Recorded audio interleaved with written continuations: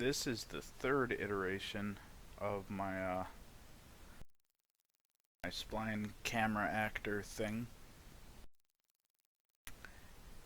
This one finally got all the kinks worked out with it tracking based on a ground path. So when you drop it into the level, you end up with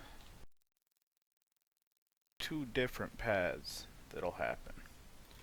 The lower one is your player's ground path. It's the path that the player, in theory, is going to have to follow, at least loosely. It doesn't need to be placed perfectly. Trying to drop it in. Drag out new points as you go.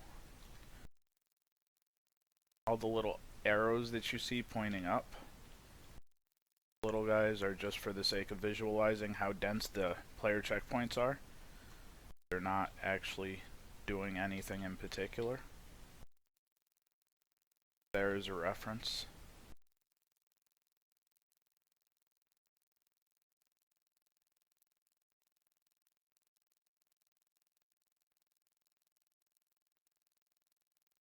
Places where you're going to want to make sure that they're fairly dense, where you have your turns.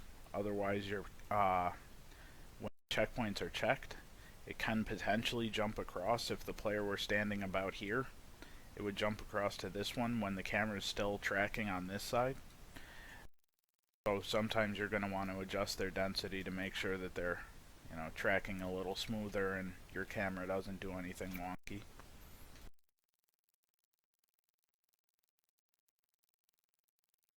I haven't found a point where you have so many that it gets slow. They're all set up at load time rather than being a runtime effect. So once they're all set on your level loads, it should stay fairly fast. It just has to loop through an array and do a simple subtraction per point in the array. So even with thousands of them, you shouldn't see any huge performance hits. Try and fix up some of this lower spline here to make it just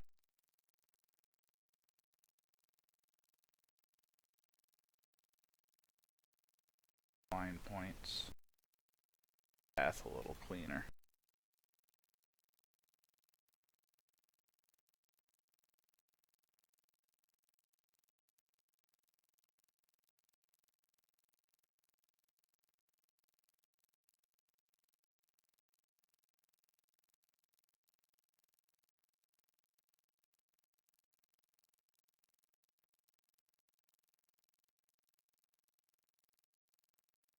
That one's going to be a bit of whether or not the camera tracks properly across that shortly, though, won't we?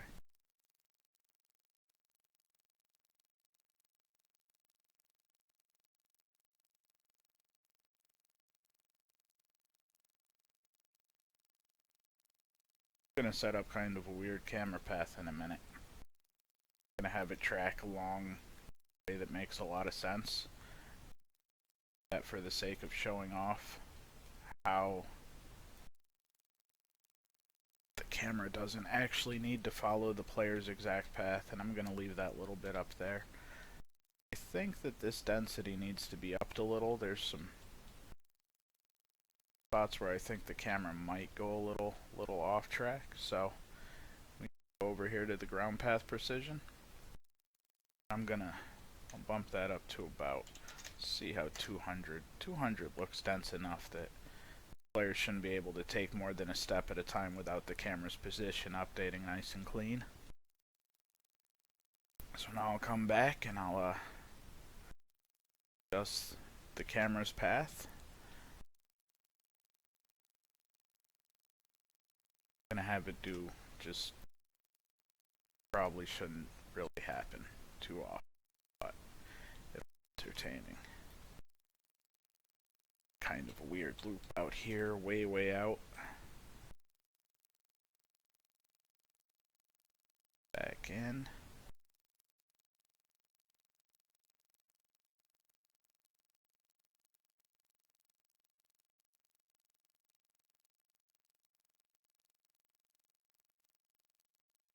Here we're gonna way out past where the player's gonna end up. Uh-oh. Something about that seems off, huh?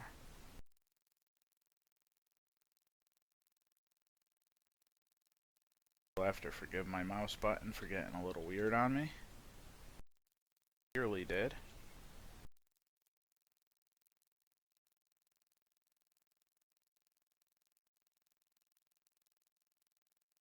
No idea what's going on.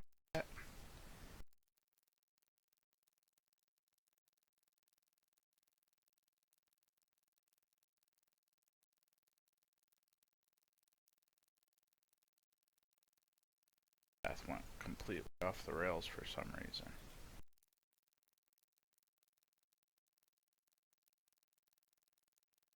Back up. It got stuck to my mouse or something. My mouse button got stuck. I don't know. Looks like we're back on track now, though. I'm way back out there. Off over this way.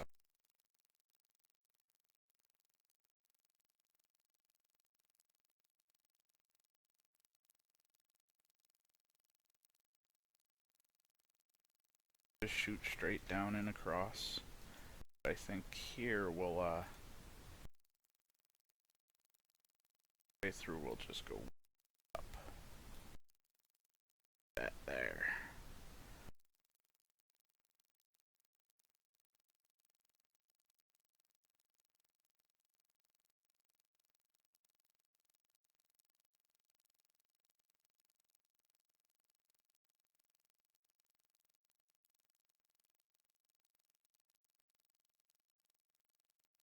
Sure that along the way you'll figure out some really interesting ways to put this to use.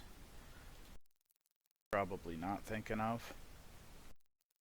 One of the other things that was in I actually got completed in iteration 2, the ability to use multiple camera paths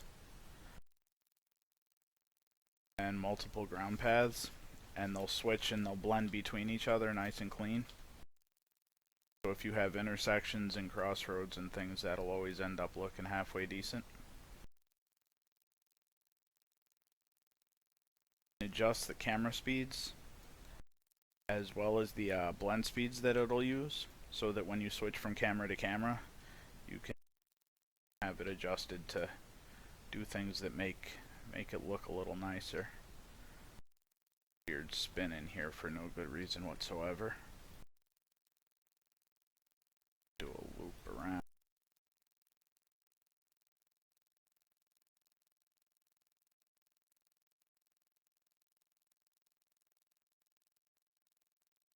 Alright, so that camera path is thoroughly out of control now.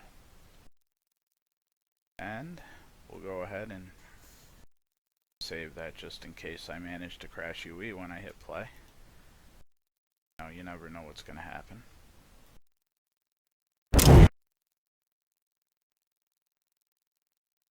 So that's me actually stepping onto the wrong camera path.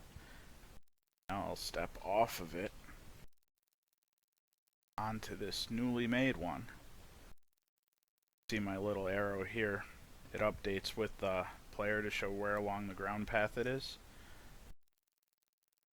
See the camera shooting all over the place, nice and pretty, just like we had planned. Following that spot where it shoots way up in the air now. Roller coaster ride.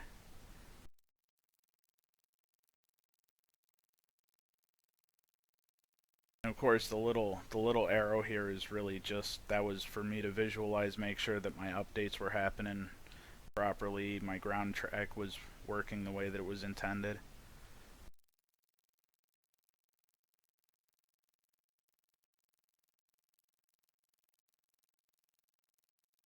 We're right around that loop-to-loop. Not really 100% sure on that. Oh.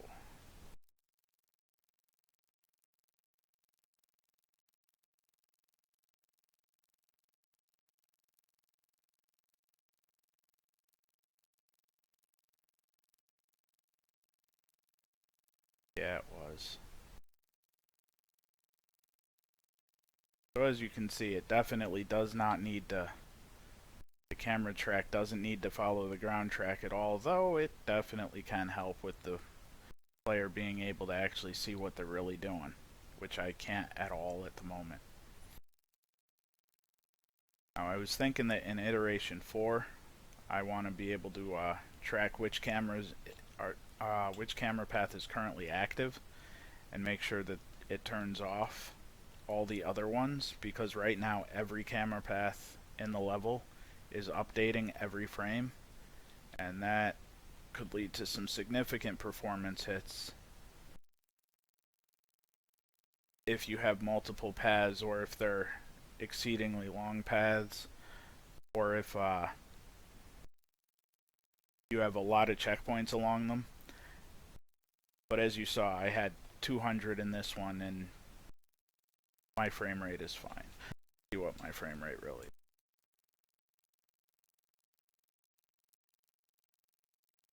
Oh, I also lock my frame rate to 30 frames per second to not melt my GPU, so.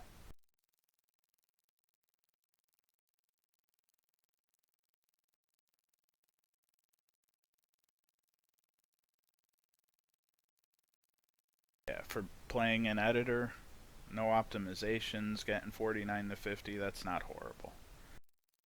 We'll go play in the rest of the area here. As we move from track to track, the arrow updates with us. And here you can see that other arrow up there is actually adjusting with us as well. No, it's not the active camera. Not ideal, but it doesn't hurt things for now. There's only about 1,000 total ground path checkpoints to run through. Now we're on to another camera.